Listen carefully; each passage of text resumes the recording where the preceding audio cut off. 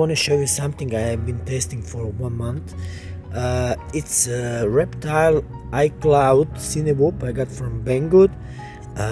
It's a extremely cheap drone. It cost only $140.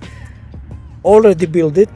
Only you need to install is one of your receiver. I put my FrSky receiver, and only I changed my VTX antenna.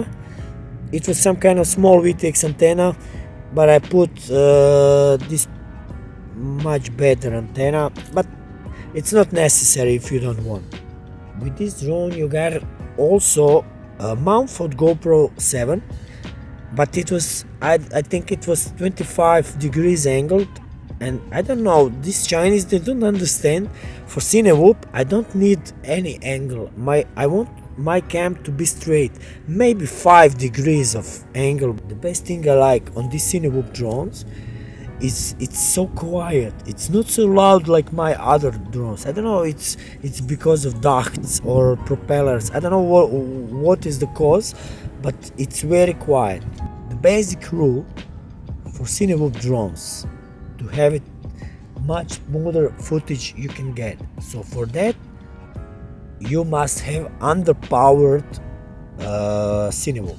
What that means, and your hover needs to be 60% of the throttle, so you don't have that moves like this. It must be lazy, and then you get your best footage. For all my Cinewhoops, usually I use 800 milliamp 4S battery, because I think it's the perfect for this. But when I use this battery on this drone, I have a feeling it's too much power on my sticks. I tried to put some expo throttle, but it's not good. Still I have too much power and my drone is going like this, what is not good for the footage. So I tried to put 1300 milliamp LiPo, and it's perfect.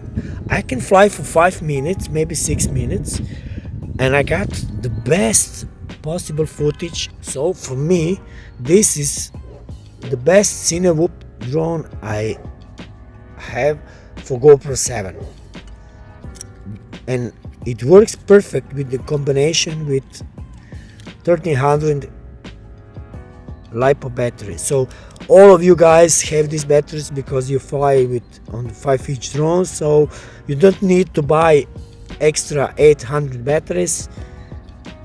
Just use this one and it will fly perfect. It will be smooth, your footage will be like on rails. So let's check the footage.